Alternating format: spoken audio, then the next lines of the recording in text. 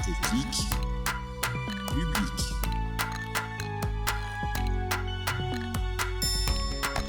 Technique. Public. Pourquoi choisir le service public ? Pour quel métier ? Pourquoi faire ? Ici, on te donne le déclic pour t'engager au cœur du service public. Je suis donc à la PJJ depuis 2010, j'ai 43 ans et je suis professeur technique STAPS, sciences et techniques des activités physiques et sportives. Dans un dispositif d'insertion de la protection judiciaire de la jeunesse, mon rôle, en fait, c'est simple, c'est d'accompagner les jeunes qui sont suivis par la PJJ, souvent en difficulté scolaire, sociale ou personnelle, et mon objectif, c'est de leur redonner confiance en eux à travers les apprentissages. Concrètement, en fait, je transmets des compétences, mais aussi des savoir-être qui sont indispensables justement pour intégrer le monde du travail. Exemple, la ponctualité, le respect des consignes, l'esprit d'équipe. Et mon métier, ce n'est pas seulement en fait de former, c'est surtout d'aider les jeunes à trouver leur place et à se projeter dans l'avenir. Alors moi, j'ai fait un service civique pour commencer pour une fédération qui s'appelle Léo Lagrange, où j'intervenais dans des établissements scolaires et autres, toutes structures, où je faisais des interventions de sensibilisation sur des thématiques bien précises comme les discriminations, les violences et d'autres thématiques. Et j'ai mon oncle et d'ailleurs ma cousine aussi qui travaillait pour la protection judiciaire de la jeunesse à l'UMO exactement à Compiègne, qui ont fait appel à moi en fait pour faire une intervention dans le cadre d'un stage citoyenneté. Donc je suis intervenu dans ce cadre-là. Cette intervention apparemment, en tout cas de ce que j'ai eu comme écho, avait plu aux jeunes. Et en parallèle, on m'a dit qu'il y avait un poste qui se libérait à l'UAJ, professeur technique donc STAPS dans le sport, parce que j'avais une formation où j'ai été jusqu'à un master à TAPS, Action territoriale des activités physiques et sportives. Et donc j'étais tout de suite intéressé pour me lancer là-dedans. CV, entretien, etc.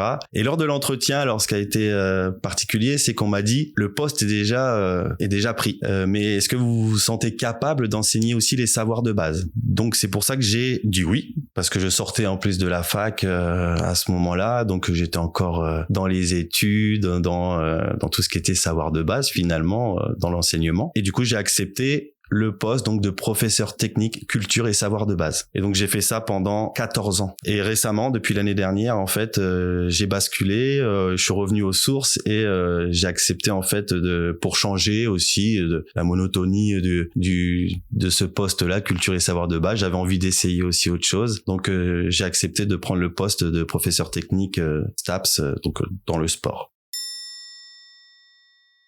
Souvent j'en parle, que ça soit aux jeunes ou aux nouveaux professionnels qui intègrent la structure. Je parle d'un jeune qui m'a vraiment marqué dans son parcours. Donc c'était un jeune qui avait des grosses difficultés d'apprentissage, donc de la lecture, de l'écriture. Voilà, c'était très compliqué pour lui, mais très volontaire et respectueux. À chaque fois des professionnels, de ce qu'on pouvait lui proposer. Et donc son parcours, lui, ça a été une réussite parce que il bidouillait énormément chez lui, il réparait son scooter, il faisait aussi de la mécanique automobile. Et donc on a réussi à lui trouver un stage dans un grand garage. Et en faisant un bilan de ce stage avec son tuteur de stage, tout de suite il s'est révélé, voilà, tu es fait pour ce métier. Et donc il lui a proposé en tout cas de le prendre en apprentissage. Et donc, il a obtenu son CAP. Suite à ce CAP, en fait, il est revenu vers moi. Donc, j'avais plus trop de nouvelles. Je savais pas s'il avait obtenu son CAP dans ce domaine-là. Et puis, en fait, il est revenu vers moi pour me dire. Alors, j'ai eu peur sur le coup parce qu'il me dit oui. Bon, j'ai arrêté. Je dis comment ça t'as arrêté ? En fait, j'ai obtenu mon CAP. On m'a mis en bac pro, mais c'était trop difficile pour moi. Donc, je dis ça va. Tu as eu quand même ton CAP. Et par la suite.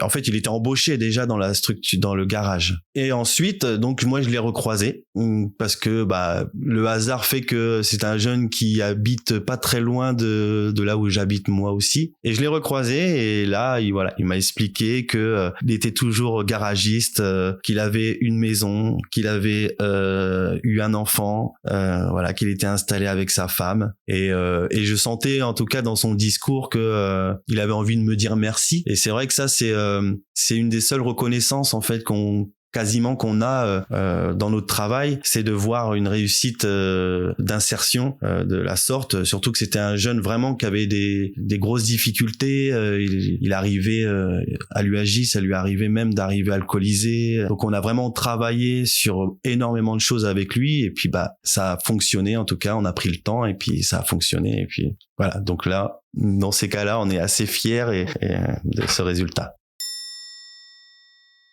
Que j'aurais aimé recevoir et que je peux transmettre, c'est vraiment de ne pas vouloir aller trop vite. Parce que en fait, avec les jeunes qu'on suit au quotidien ici, la clé c'est la patience et c'est très important parce que chaque petit progrès compte, même si il paraît minime. Il faut prendre son temps parce que c'est petit à petit, comme je dis souvent, l'oiseau fait son nid. Donc j'ai peut-être un autre conseil aussi que j'aurais aimé entendre dès le début de ma prise de poste, c'est de toujours garder en fait une distance professionnelle saine. Parce qu'en fait, on s'implique beaucoup dans notre métier, mais on ne peut pas tout porter seul. Ce qui est très important justement, c'est de s'appuyer sur ses collègues et parce que c'est un travail d'équipe. On peut pas y arriver seul. On est une équipe et on est complémentaires dans cette équipe et c'est aussi grâce à ça. Alors, les 3 mots qui résumeraient mon métier, pour moi, je pense que ce serait accompagnement, transmission et confiance. Accompagnement parce que mon métier consiste avant tout à être à côté des jeunes dans leur parcours. Je ne fais pas qu'enseigner, je les accompagne dans leurs démarches, leurs projets et parfois même dans leurs difficultés personnelles. Ensuite, je dirais transmission, parce que je transmets en fait des savoir-faire, mais aussi des savoir-être. Parce que le but, c'est que le jeune reparte avec des outils concrets pour s'insérer dans le monde du travail et dans la société. Et pour finir, je dirais confiance, et c'est peut-être là le plus important, c'est de leur donner confiance en eux, déjà, et de leur montrer qu'ils sont capables de réussir, chose très importante. Et c'est aussi une relation de confiance qui se construit, en fait, entre le professionnel et le jeune, qui est indispensable, en fait, pour avancer ensemble. Merci à vous tous de nous avoir écoutés, en espérant que ce récit vous aura aidé à y voir plus clair dans les métiers du service public. Si vous avez aimé cet épisode ou s'il vous a fait penser à quelqu'un, partagez-le. Pour découvrir d'autres métiers du service public, abonnez-vous à notre podcast et on se retrouve très vite pour un prochain épisode. C'était Déclic Public, le podcast du réseau des écoles de service public.